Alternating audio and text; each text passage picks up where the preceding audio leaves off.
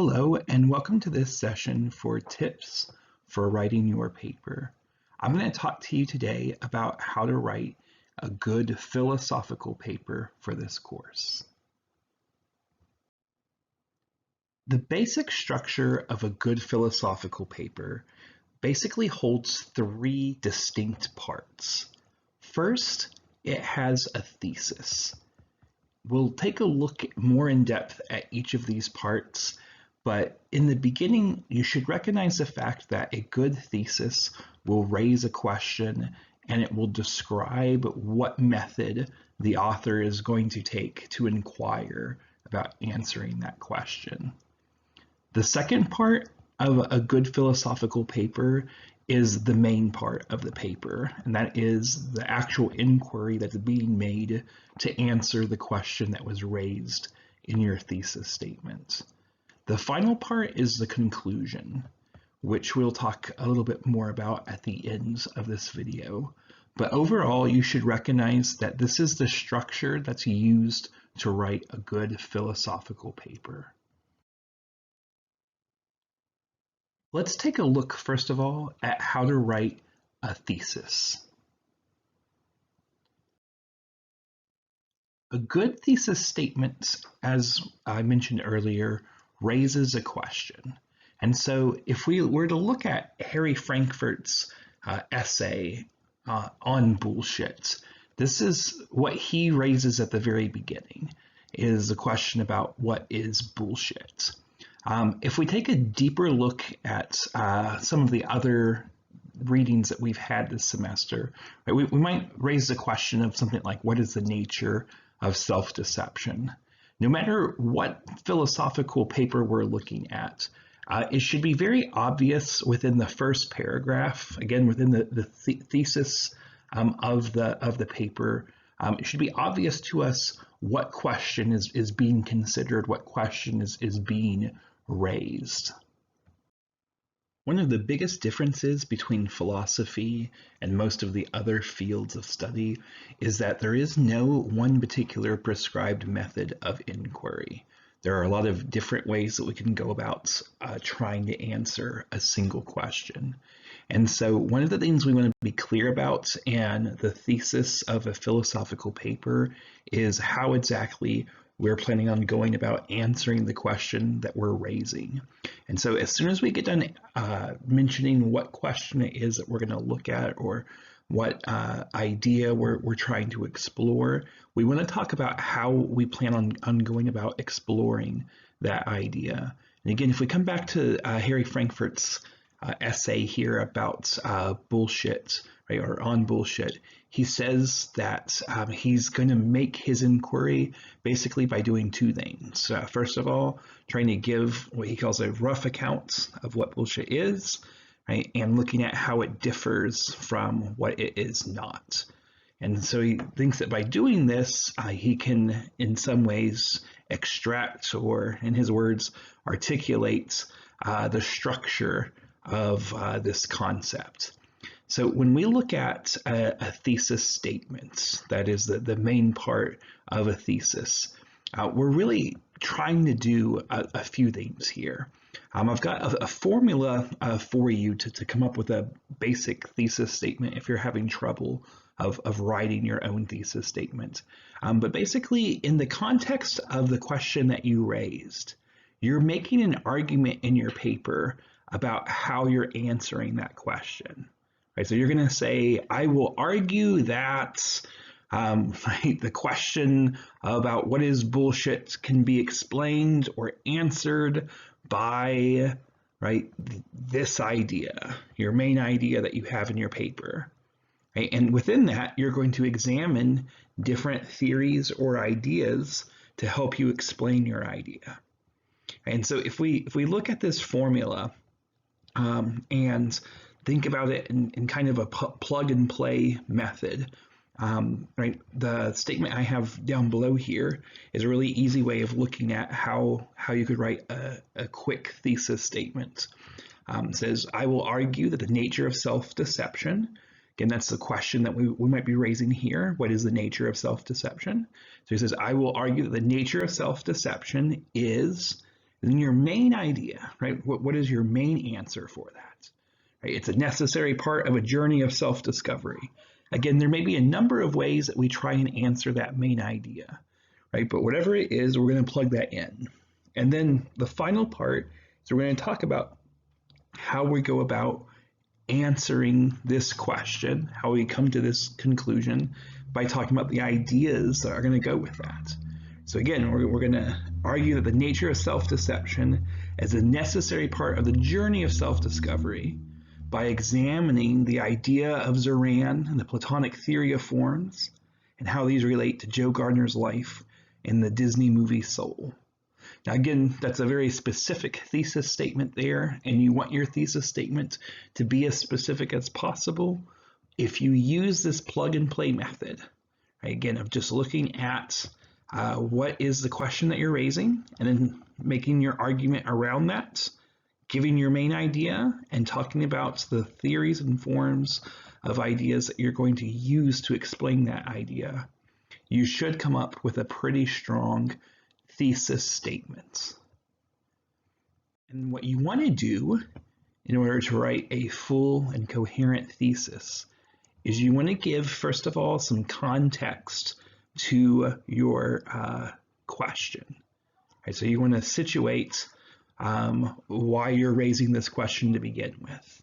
If we look at Harry Frankfurt's essay, right, he situates this by talking about how prevalent the idea of bullshit is, right? So in the beginning, he says, one of the most salient features of our culture is that there is so much bullshit. Everyone knows this. Each of us contributes his share, but we tend to take the situation for granted. Most people are rather confident of their ability to recognize bullshit and to avoid being taken in by it. So the phenomenon has not aroused much deliberate concern or attracted much sustained inquiry. Okay, so right away, we've got this first contextual argument or idea about how he's raising this question. And then he goes straight into raising his question, right, which is the second part of a good thesis statement. In consequence, we have no clear understanding of what bullshit is, why there is so much of it, or what functions it serves. So in this essay, we know those are the questions that are being raised. What is bullshit? Why is there so much of it? Right? And what functions does it serve? And then the last thing here is his actual thesis statement. So he goes on and he says that we lack a conscientiously developed appreciation of what it means to us. In other words, we have no theory. So his method of inquiry here. I propose to begin the development of a theoretical understanding of bullshit, mainly by providing some tentative and exploratory philosophical analysis. I shall not consider the rhetorical uses and misuses of bullshit. My aim is simply to give a rough account of what bullshit is and how it differs from what it is not, or putting it somewhat differently, to articulate more or less sketchily the structure of its concept. This, all put together, is the thesis statement, which is the first part of what we're trying to do in a good philosophical paper. So let's consider this for your own thesis statement that you're trying to write for your paper. Right? Again, first of all, think about the context of the question you're raising. Whatever question it is that you're raising, you want to talk about the specific things that surround that question. Right? How did you start thinking about this? Why is it relevant? Speak about the context as quickly and concisely as you can. You only want to talk about the most relevant parts of the context of your question. And then again, just like we examined here, you want to go ahead and raise that question, throw it out, right? Whatever the question is, raise it. And if we use that plug and play method that we're talking about with the thesis statement, all you have to do is finish your paragraph off by using that plug and play method that you learned, right? Throw that statement in there, and that should serve as a strong thesis statement. So the second thing that we have to do is to make our inquiry. Once we've finished off with our thesis statement, right, the next thing that we're going into is actually making the inquiry itself.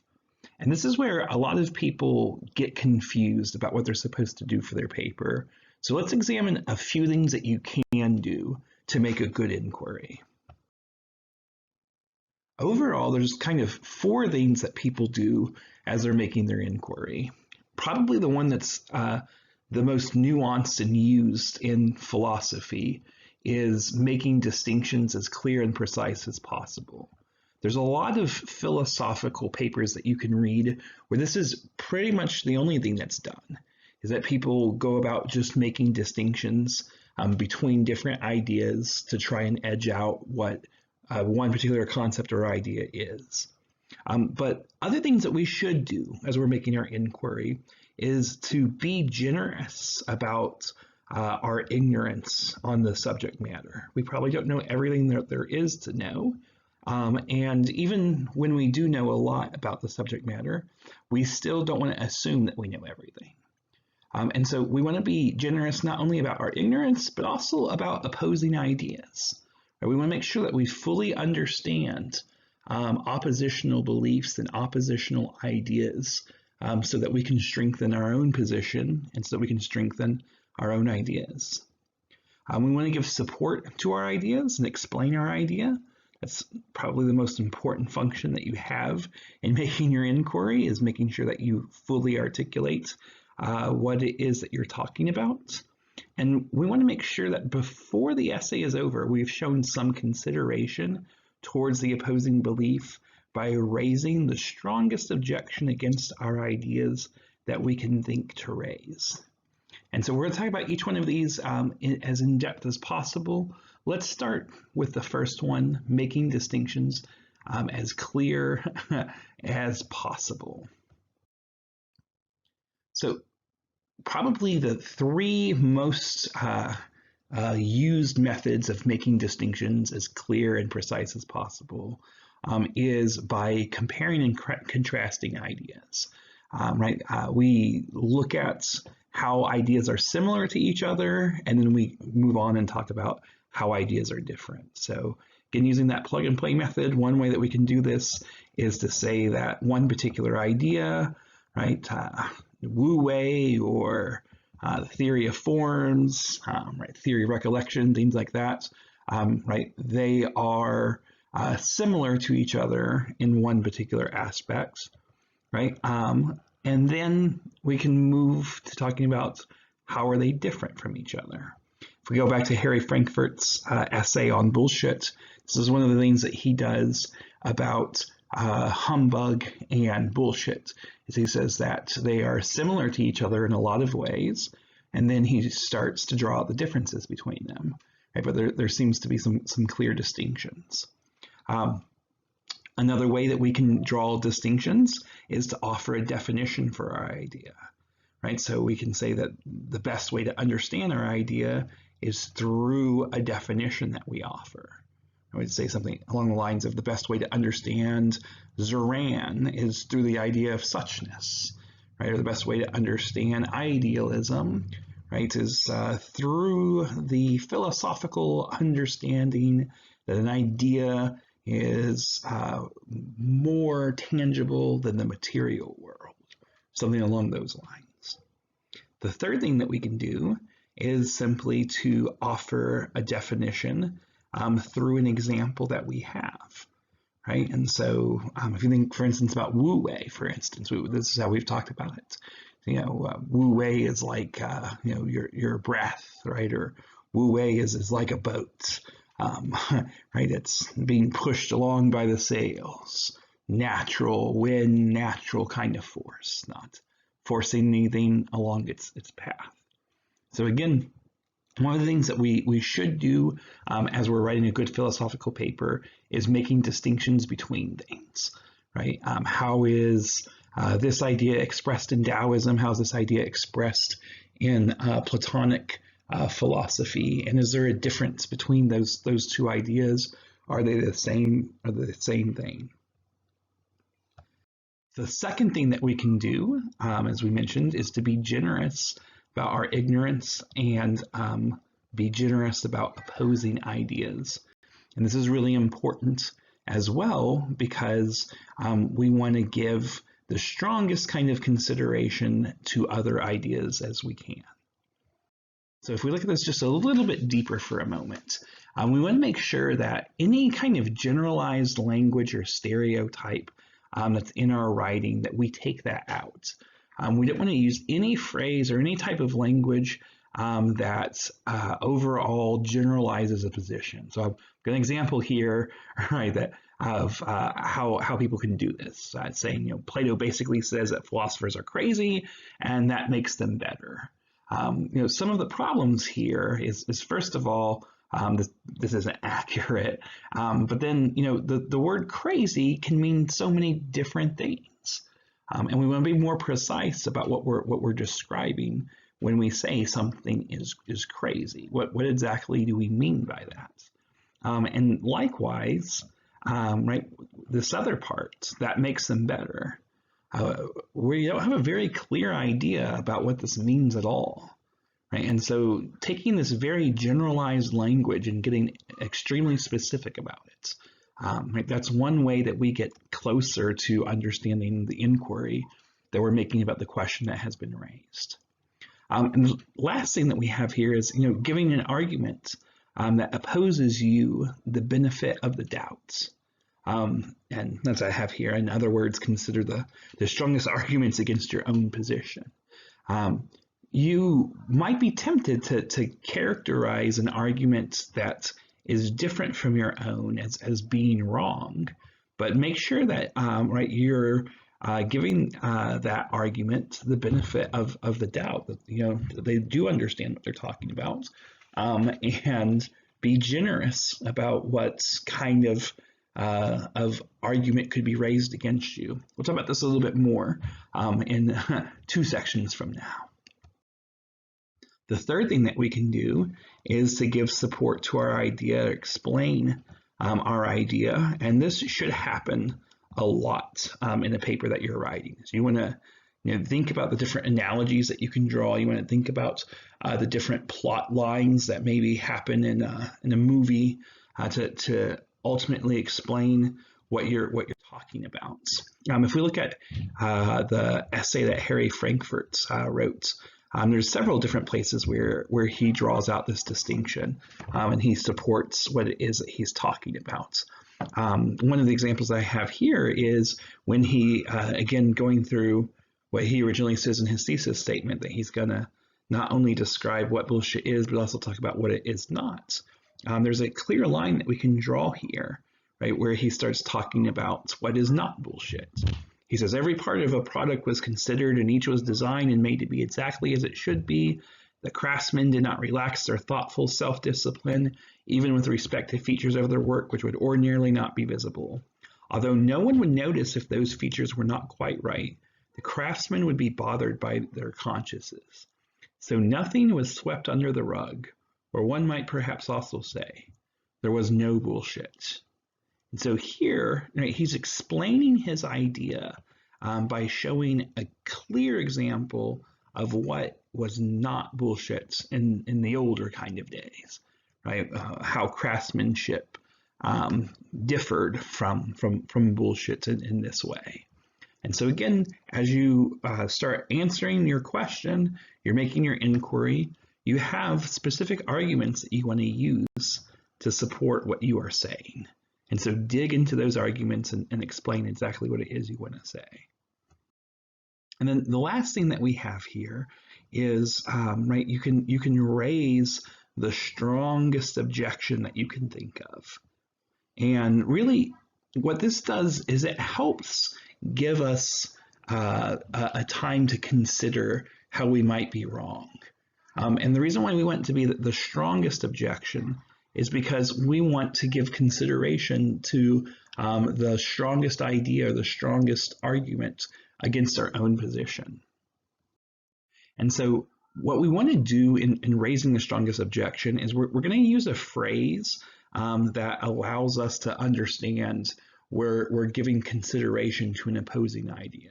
And so often this is done with a phrase like, some may say, or someone might object, or it may be argued that.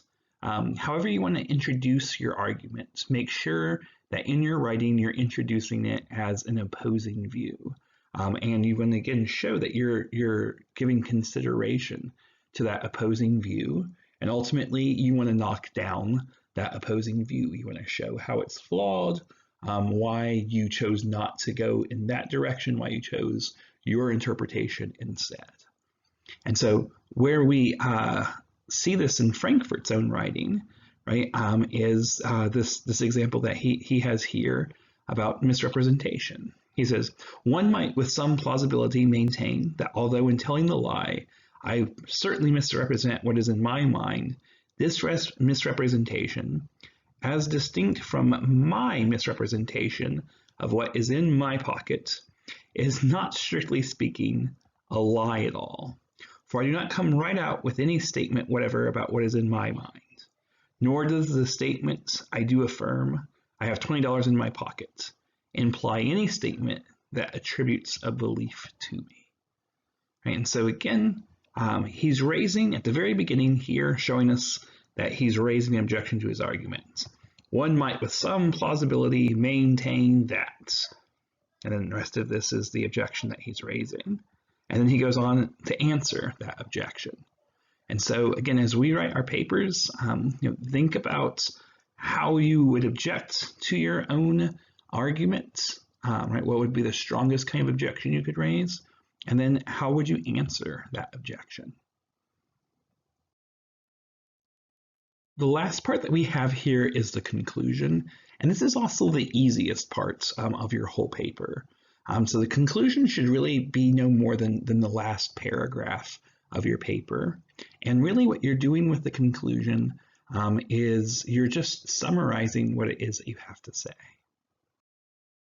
So you want to go back over, you want to look at the greatest, most important points that you have brought out in your paper, and you want to more or less synthesize those into showing that you answered the question that you raised at the beginning of your inquiry. If you do that, you should have a wonderful philosophical paper. Let me know if you have any more questions. Thanks for taking a look at this video.